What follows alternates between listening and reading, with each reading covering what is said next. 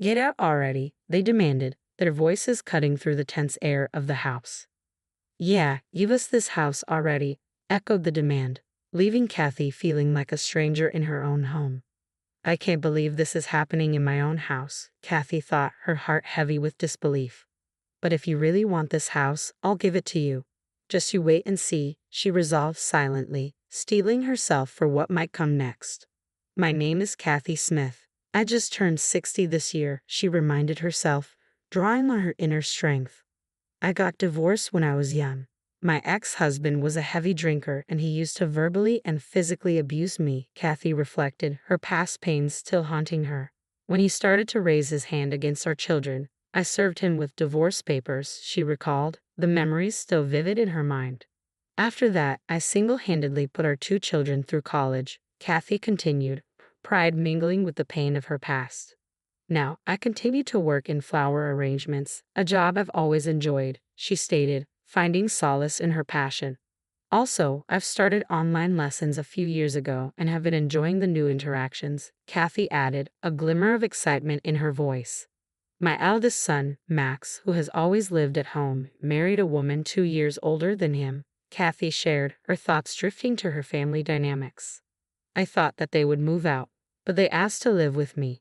Since there was no particular reason to refuse, I agreed to live together. The 3 of us, Kathy recounted, the weight of her decisions evident in her words. My eldest son's wife, Anna, was quiet and not good at housework. She started learning it from me, and I thought she was a good girl, Kathy reminisced, a tinge of disappointment coloring her memories. But now, her initial image is gone, and her true nature is fully exposed in front of me. She talks bad and has a foul attitude, but in front of my son she acts like a quiet and good wife, Kathy lamented, the betrayal of trust weighing heavily on her heart. The house where she learned she only does laundry for her clothes. The rest is left undone, Kathy observed, the reality of her situation sinking in. This is supposed to be the house where I've lived for many years, but somehow I'm treated like an intruder, Kathy confessed, her voice filled with resignation. Yet I am somehow managing to live with these 2 who show no signs of leaving, Kathy acknowledged, her determination shining through the adversity. But little did I know that day would greatly change my life, Kathy reflected, a sense of foreboding creeping into her thoughts. That day, after finishing my online lesson and taking a break, the house was filled with Max's yelling, Kathy recalled, the tension rising with each memory. Hey old hag, we're out of shampoo. I can't wash my hair, she mimicked, the words stinging her ears even now.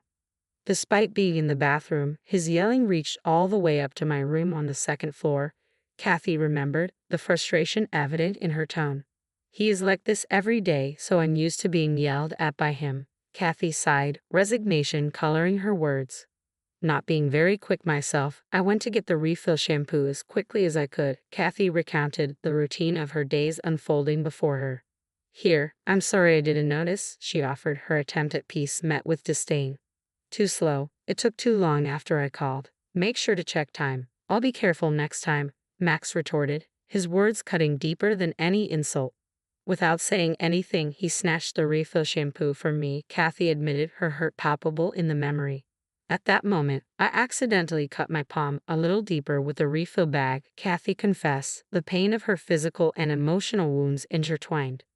Complaining here would just add fuel to the fire, Kathy sighed, her resignation evident in her tone. Sighing, I took a bandage out of my first aid kit, Kathy continued, the routine of caring for herself a small comfort in the chaos. Then Anna called out to me, What, you got hurt? You're so clumsy, Kathy recounted, the sting of Anna's words still fresh in her mind. It's almost dinner time. Isn't the meal ready yet?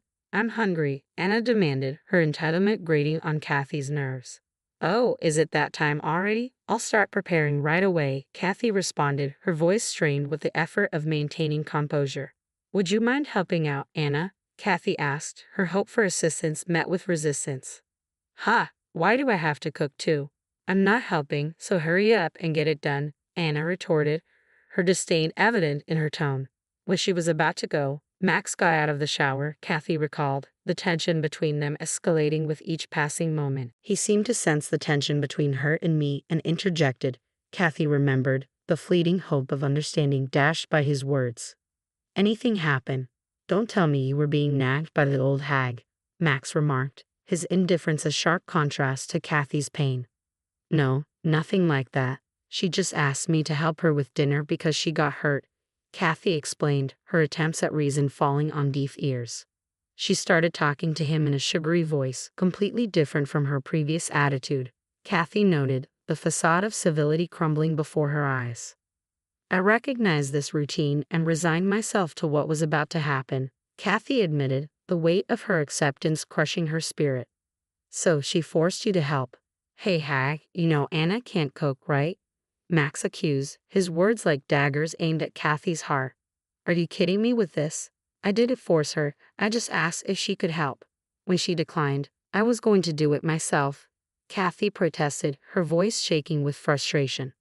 As I was explaining myself, she quickly wrapped her arm around his and began to argue, Kathy recounted, the betrayal of her son's allegiance cutting her deeply. She told me she can't cook because she got hurt her hand. And the reason dinner was late was because she was sleeping, not working, Max defended, his loyalty to Anna blinding him to the truth. Enough. Whether you said it or not doesn't matter now. The fact that you tried to make Anna cook is true. It's your fault, hag, Max accused, his words a final blow to Kathy's hopes for reconciliation. With that, he stormed off to the living room, his back to me, Kathy remembered, the pain of rejection washing over her like a tidal wave. At that moment, she stuck out her tongue in satisfaction as if it was a victory, Kathy recalled, the bitterness of defeat staining her soul. And then followed him to the living room, Kathy concluded, her voice hollow with resignation. He always took her side and never showed any. I caught sight of Max and Anna sprawled on the couch, their casual demeanor interrupted by my presence. Anna, quick to compose herself, straightened up and smoothed her appearance, flashing a fake smile as she greeted our guests. Long time no see, Lily. You look more beautiful than ever and Jake is handsome as always. Please sit down, she said, motioning for them to take a seat. Anna then gracefully excused herself from the couch and made her way to the kitchen. Once Lily and Jake settled in and started chatting with Max, I quietly followed Anna into the kitchen. There, Anna was busy preparing coffee for everyone except me. As I reached down to grab some snacks from a lower shelf, Anna's demeanor shifted. She leveled a thinly veiled threat at me, accusing me of not informing her about our guests' arrival. I didn't hear anything about them coming over. Are you messing with me? I did let you know, Anna. You just chose to ignore it, making excuses again. You better watch it with that, she warned, her hand poised threateningly. Just as I prepared to shield myself, Lily walked in. Concerned, she offered to help and inquired about the situation. Anna, caught off guard by Lily's presence, quickly retracted her hand and feigned innocence. For the first time, I was taken aback. As Anna was about to hit me, my daughter Lily moved closer to me, positioning herself protectively between us. I recounted, relief flooding over me at Lily's intervention. What on earth was that about? Surely, Anna, you were trying to hit my mother, were you? Lily questioned, her tone incredulous. Of course not. I would never do such a thing. I saw something about to fall from the shelf, and I thought it was dangerous, so I was just trying to help. Wasn't I, mother-in-law? Anna quickly interjected, her voice dripping with false concern. Yes, that's right. You saved me, Anna. Thank you. I'll take care of the rest of the preparations, so please, just relax, I replied, playing along with Anna's charade to diffuse the tension. With that, Anna returned to the living room, her smile unwavering, but her eyes betraying no warmth. Despite her reassurances, I couldn't shake the feeling of fear that gripped me. Lily, sensing my distress, offered words of comfort, assuring me of her protection while she was there. And in that moment, her words were a balm to my frayed nerves, soothing the tension from my body. I breathed a sigh of relief when Lily entered the kitchen, breaking the tense atmosphere. If she hadn't, I was certain Anna would have followed through on her threat. Thank you. I feel better now, I managed, mustering a weak smile. Lily, perceptive as ever, saw through my facade. I know you, Mom. You won't tell me even if I ask, but remember this, if you ever need help, don't hesitate to contact me. I'll be there for you anytime. Lily reassured me, her sincerity touching my heart. I nodded in agreement, grateful for her unwavering support. After that, the rest of the day passed peacefully. As night fell, Lily and Jake decided to head home after dinner. Anna offered to help prepare the meal, but Lily insisted she relax, perhaps having witnessed her earlier behavior. With Lily's assistance, dinner preparations went smoothly, and our conversation flowed freely in the kitchen. It was a pleasant change of pace, and for the first time in a while, I genuinely enjoyed myself. Once the meal was ready and we all sat down to eat, my eldest son praised Lily's cooking. "This is delicious, Lily. Your cooking is the best," he complimented. Despite my protests, he continued, comparing her cooking favorably to mine. Anna simply smiled and nodded, but Lily and Jake exchanged serious glances. The room fell silent until Lily addressed Max. "I think you're misunderstanding something, bro. Mom did all the seasoning," she explained. Max's expression darkened, feeling deceived. Anna's smile wavered, signaling trouble brewing. Just as tension threatened to escalate, Jake intervened, diffusing the situation with understanding. "I can totally understand. My mother-in-law's seasoning is similar to Lily's, so it can't be helped," he chimed in, easing the atmosphere. As we finished eating, Jake kept the conversation light with amusing anecdotes, restoring cheerfulness to the room. After Lily and Jake left and the cleanup was done, however, a dreadful incident unfolded. Max's demeanor shifted drastically as he hurled insults at me, reminiscent of my past with my ex-husband. Unlike his demeanor earlier, there was no restraint in his words. "Hey, you old hag, you really put me to shame today," he snapped. But I refused to be intimidated. "There's no such thing as shame, you know," I replied calmly, refusing to let his insults shake me. I learned that she had invited Lily and Jake over to get back at us. I overheard her and Lily talking. Anna chimed in, accusingly. "Anna, Lily, and I didn't talk about such a thing," I protested, but my words fell on deaf ears. "Shut up, you old hag." Anna wouldn't lie. "Enough with your acting," he snapped, kicking me suddenly. I tumbled to the floor, paralyzed with pain. But his assault didn't stop there. He approached me, kicking me repeatedly as I gasped for breath amid the agony. All the while, Anna watched with a giddy smile. "You're always useless, and it makes me sick," he yelled, his words barely registering in my hazy consciousness. Finally, he seemed satisfied and stopped kicking. Seeing my battered state, Anna burst into laughter, her cruelty piercing through me like a knife. Remembering the terrifying days of domestic violence with my ex-husband, tears flowed uncontrollably out of fear. But instead of compassion, their laughter only intensified. "What are you crying for? I don't want to see old ladies crying, you know, right, Anna?" he mocked, his words cutting deeper with each syllable. With a heavy heart, I realized I needed to leave this place as soon as possible, but my body wouldn't obey. "Pack your stuff quickly, old hag. Leave this house today," he demanded, his tone unforgiving. The realization hit me like a ton of bricks. This house, filled with memories I had gathered over the years, was under my name. I had never even considered leaving. "Understand? Pack your things within an hour and get out. This is our house from today. Move quickly unless you want to be kicked again," he threatened, his words leaving me no choice but to submit. In agony, I started packing, tears streaming down my face out of frustration, fear for the future, and anger towards them. It was the first time I harbored a deep-seated resentment towards them and vowed to fight back. Once I finished packing, they wasted no time in kicking me out, barely exchanging a word. As I stood on the sidewalk, pondering my next move, the thought of my daughter Lily surfaced in my mind. Hailing the cab, I grasped at straws and headed towards Lily's home. Upon arriving at her house, I noticed the lights were on, and I rang the doorbell. Through the intercom, I heard her voice.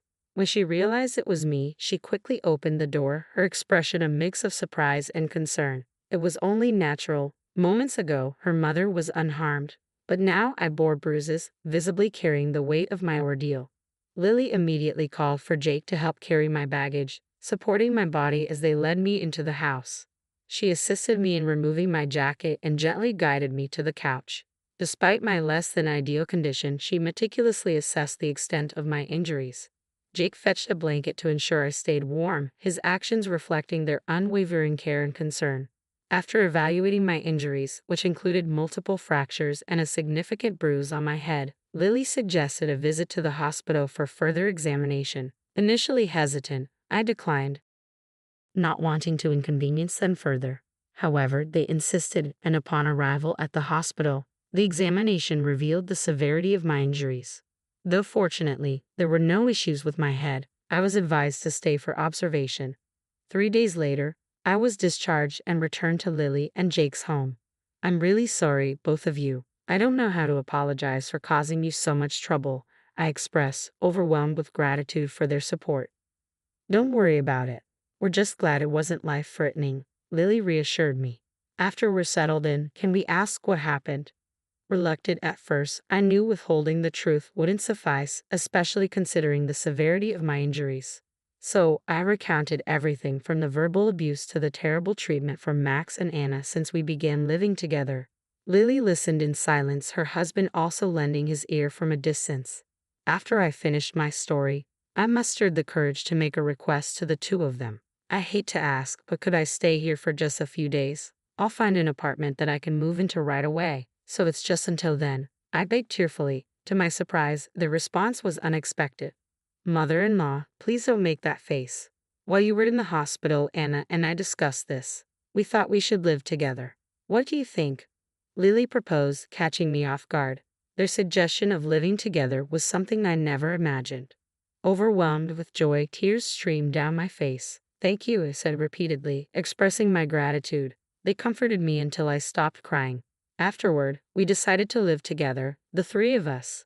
Lily and Jake made a proposal to give Max and Anna a taste of their own medicine for all the terrible things they had done. But is it okay to do something like that to your own brother? I questioned. Lily's response was resolute. I can't forgive those two. I believe they must not be forgiven. Seeing her determination, I agreed to the proposal, entrusting them to handle everything. Around the time the month changed, I received a call from Max. Hey, we had no idea there was still a mortgage on the house, and now we got a summons to court. What's going on? He demanded, his tone accusatory. I never said there was no mortgage. It's your house now. You should be the one to pay, I replied calmly. Max's response was heated. You gotta be kidding. We can't afford to pay that much. It's your house, you built it, so you should pay till the end, he argued. Refusing to accept responsibility, I stood my ground. It was you who kicked me out, so it's not my business, I retorted.